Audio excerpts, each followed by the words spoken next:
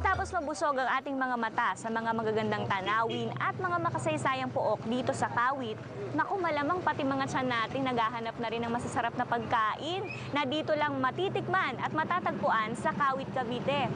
O ano? Gutom na ba kayo? Tara! Basag ulo tayo!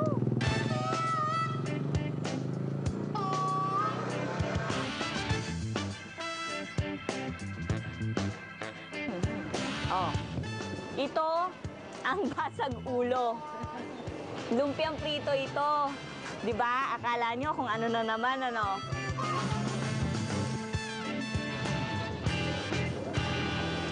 Kung tawagin ko dito sa Cavite, basag ulo. Akala nyo away, no?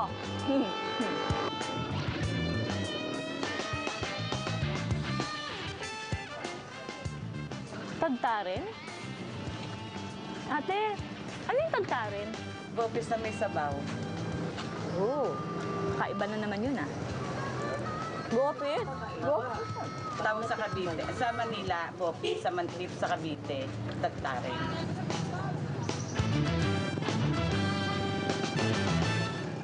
Bukod sa mga makasaysayang pook at kwento na naghihintay sa atin dito sa Kawit, matatagpuan din dito ang mga lugar na pwedeng mapagkainan. Ang mga kainan at restaurants na nandito sa Kawit ay pinagmamalaki ng buong bayan. Dahil bukod sa dito lang sila matatagpuan, kakaiba pa ang sinaserve nilang pagkain para sa pihitang panlasa ng mga customers na dumarayo dito sa bayan ng Kawit.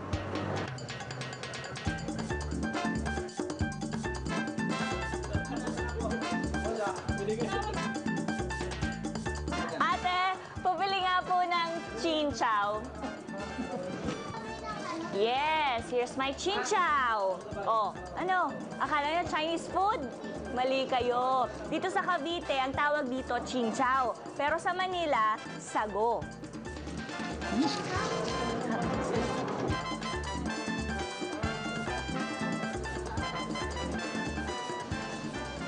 Wala man yung mga pangkaraniwang fast food na madalas nating puntahan kapag nakaramdam tayo ng gutom, meron namang kainan dito na mabilis na magtawid sa atin sa gutom. Kapag nagtanong ka sa mga taga rito kung saan masarap magmerienda, isa lang ang isasagot nila sa'yo. Saan ka kakain? Sa Edna's Food House. Okay. Sabi ko sa inyo eh. Mapabata, mapamatanda, estudyante man o empleyado, laging kumakain sa food house na ito. Lalo na kapag lunch break, umaapaw sa mga estudyante ang kainan na ito. Bakit kayo dito araw-araw kumakain? Mura at masarap po, tsaka malapit lang po sa school. Masarap po talaga sila. Okay. Mura naman. 1975 pa na magsimula ang Edna's Food House. Yung mga estudyanteng suki niya noon ay mga professionals na ngayon. Baka nga yung iba ay may mga apo na. Pero kapag naisipang kumain, tsak ang takbo, Edna's Food House pa rin. Nagsimula tayo sa pagtitinda ng snow cone at saka fishball. Pagkatapos noon, nagdalagay na ako ng mga barbecue at saka inihaw na hotdog. Doon pala kayo nag-start na magbigay ng mga meal, mga lunch na... Hindi pa.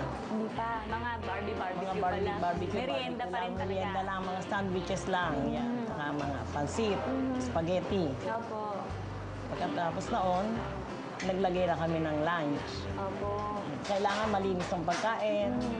At kung may hanggang maaari yung malang diferensya para huwag magkaroon ng sakit ang mga bata. Yun ang pinakamaganda doon. May concern tayo sa mga bata. Ano pa? Ito, sa isang araw, ilan ang palagay nyo, ilan ang kumakain? Nakita ko kanina, taga walang tigil eh. Siguro mga more than 100. Yun po bang legacy na yun ng inyong tindahan? Palagay nyo, mapapanatili ninyo hanggang sa lumaki na yung mga kasalukuyang kumakain? Marami na nga ako napalaking mga estudyante. Yung mga estudyanteng yon ay bumabalik at bumabalik. Miski nanggaling sila sa abroad, nabalik pa ni sa amin. Ang estudyante. Mapa-birthday, mapa-debut, kahit children's party, ito na ang hahanapin ng mga taga-Kawit Cavite. Ang totoo, hindi kayang ipagpalit ng mga taga rito sa Kawit ang Edna's Food House sa alinmang mga usong fast food ngayon na nakatayo o itatayo pa lang dito sa bayan ng Kawit.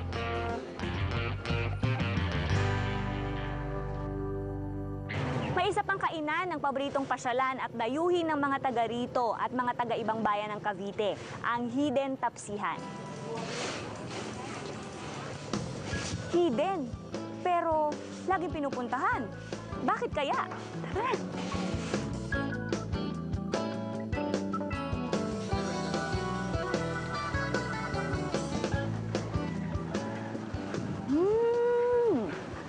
Kaya pala siya tinawag na hidden kasi makikita siya dito sa sulok ng isang kalsada at eskinita.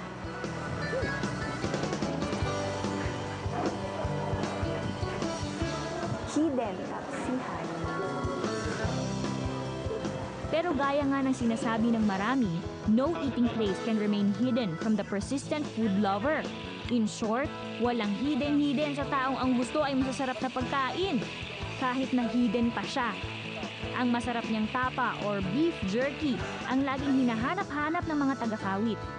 So ayan, pag pinrito siya, okay lang siya na ganyang kahina para mas malambot yung kalabasan niya. Tapos, kailan niyo malalaman na na okay na siya? Ano na dapat ang itsura niya? Kulay niya medyo brown.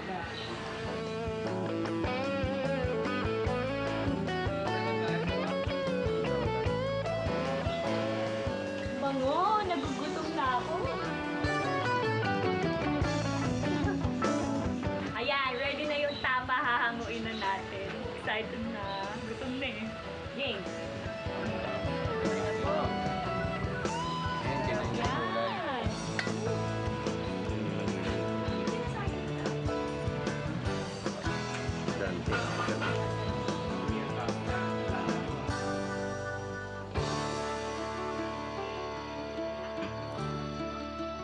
Okay, tikman na natin. Tikman natin si Romel.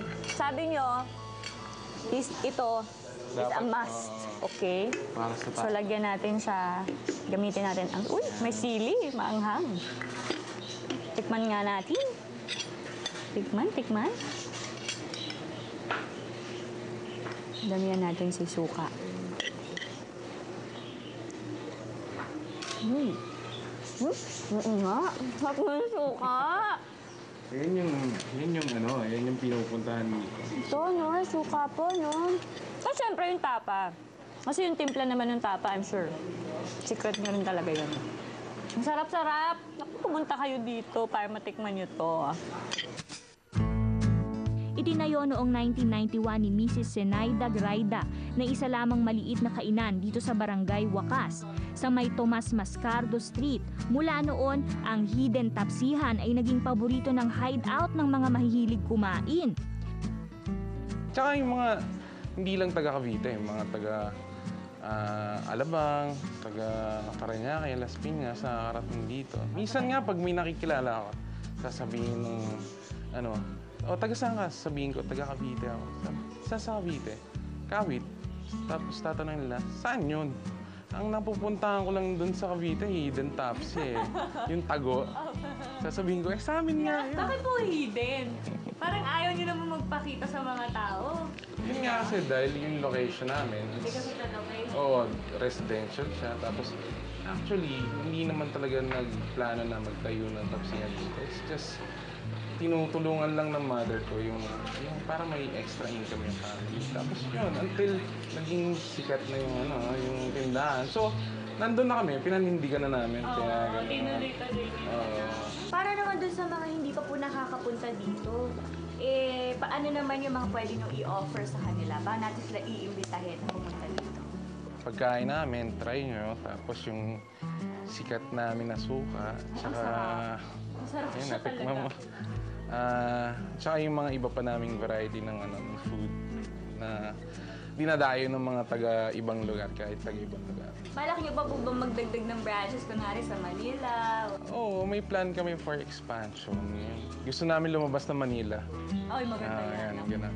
Pagdating doon sa branding ng pangalan, siguro i-aan na rin lang namin Hidden Tapsihan of Kawit Cavite. Ganun, para ma-carry natin yung town namin na yung pinagmulan talaga ng Hidden Taps. Mapaalmusal, tanghalian, hapunan, maski pang okasyon, kakaiba talaga ang lasa ng pagkain sa Hidden Tapsihan. At kahit malipat pa ng lugar ang tapsihan na ito at maging hidden pa uli ang kanyang lokasyon, hahanap-hanapin at babalikan pa rin ng mga customer ang masarap na tapsihan na ito ng bayan.